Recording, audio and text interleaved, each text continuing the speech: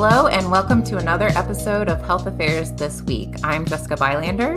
And I'm Leslie Erdelack. So there was plenty of breaking news this week, but a piece of health policy news that Leslie and I were really excited to talk about is the reintroduction of a package of bills known as the Black Maternal Health Momnibus Act. Leslie, this isn't the first time we've seen many of the bills in this package, right? First things first, Momnibus. I mean, well done. It's a great name. But you're right. It's almost identical to a piece of legislation that was introduced last year, right at the start of the COVID-19 pandemic. So it did not advance successfully, but this time around, there are some notable additions, bringing the total number of bills to 12, up from the 9 that were originally introduced, and each one was put forward by a member of the Black Maternal Health Caucus. Yeah, you have to feel for anything that was kind of introduced or began before the pandemic because it really just ended up getting lost in the shuffle. So glad to see it again. The act is just hugely important. As we know, about 700 women die in the US every year as a result of pregnancy or delivery complications. And Black mothers, Indigenous mothers, Latina mothers, and other mothers of color are just far higher to die of pregnancy-related causes than white mothers. And we also know it isn't about income or education, because the data show that a Black woman with a college education, for instance, is still more likely to die than a white woman with only a high school diploma. So just hugely important topic. Leslie, what stood out to you in the package? I think before I answer that, I do want to say that I think it's encouraging that congressional leaders decided to bring their attention back to this legislation because, it's an imperative, really, that we look at this issue and we ask why we've fallen so short, why we've failed, frankly, to protect so many pregnant women and new moms. There is an important bill in this package called the Impact to Save Moms Act that deals with health insurance coverage for pregnant and postpartum women. Part of the focus is on promoting continuous coverage for moms from the start of their pregnancies through the entire year-long postpartum period, and maybe even longer in some cases.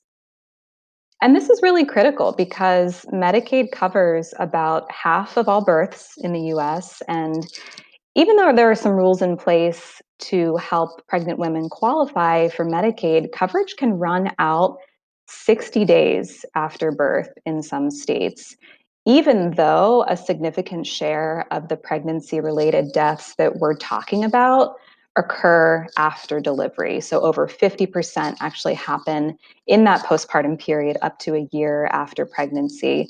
So by losing coverage in those months following delivery when mom and baby are still so vulnerable, and the last thing she needs is to be thinking about, how do I switch between insurance plans? It's problematic for several reasons, but it also puts mom's health in jeopardy if she's not able to get follow-up care that she might need, particularly if there were complications during the pregnancy or she has a chronic health condition that puts her at higher risk for pregnancy-related complications in the future. So extending coverage for this group of women isn't a new proposal by any means. The issue's been studied before in the context of Medicaid expansion, where you see higher rates of Medicaid coverage and fewer women who are uninsured postpartum in these expansion states. And at the Journal, we've published work that explains why the need for healthcare doesn't just end 2 months after childbirth, and that having continuous health insurance is just so much an integral piece, not only for a healthy pregnancy, but also for the period after the baby is born. When the real fun begins, at least, that's what my mom friends tell me. And the other development to watch is the COVID-19 relief package, which of course is moving through Congress, and it's in the House version. There are a couple of provisions aimed at expanding eligibility and federal payments for Medicaid. There's also language included in the committee's recommendations to extend Medicaid eligibility for pregnant women, pushing it to that 12 months postpartum. So we'll soon see how that unfolds as part of the reconciliation process. There's a markup happening as we speak. But there's a lot more to break down in the Momnibus Act, right? Yeah, there's so many important bills in this package. Some address the perinatal workforce, others address data issues. So one I'll highlight is the Moms Matter Act. So data show that one of the leading causes of these kind of rates of pregnancy-related death are mental health conditions. So those are things like postpartum depression, which we hear a lot about, but also things like postpartum psychosis, which I actually just learned about last year when a friend was diagnosed with it. So the Moms Matter Act, which is within the Momnibus, would invest in programs to support moms with mental health conditions and also substance use disorders. And it would also put money towards growing the workforce, the mental health and behavioral health care workforce for moms. So particularly diversifying the workforce would be important. I know, having a provider of color, if you're a person of color, can go a long ways, especially with your something sensitive like a mental health condition. So I'd also urge listeners to look toward our October issue of Health Affairs, where we'll be publishing a bunch of papers on this really important topic of perinatal mental health.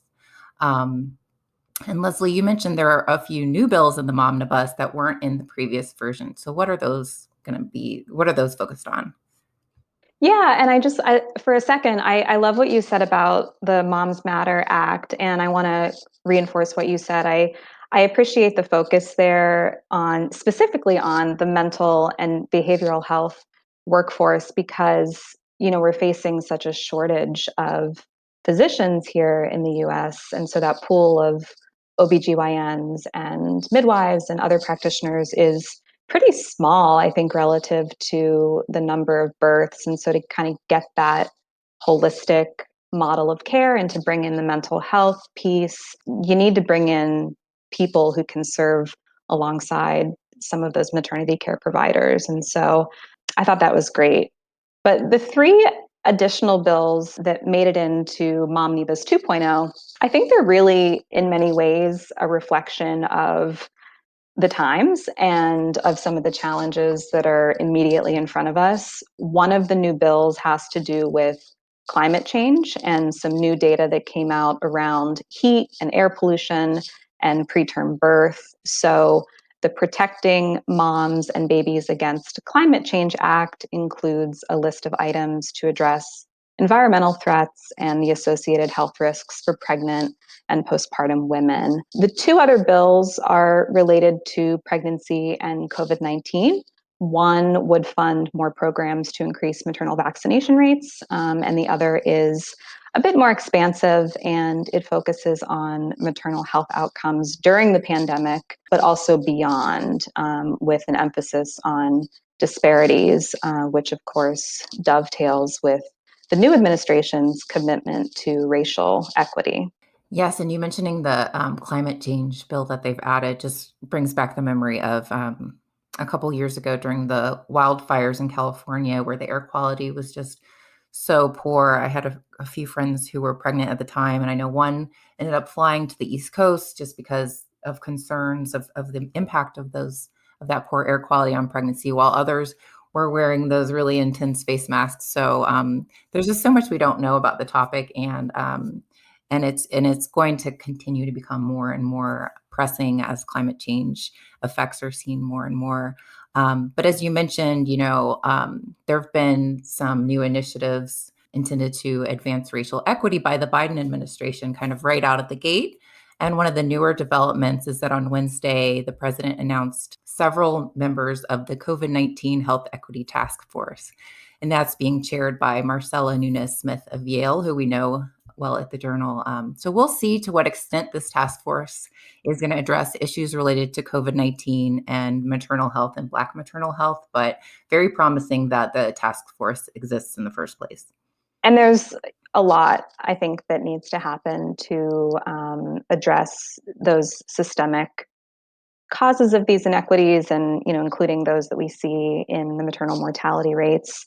So it's a welcome announcement for sure.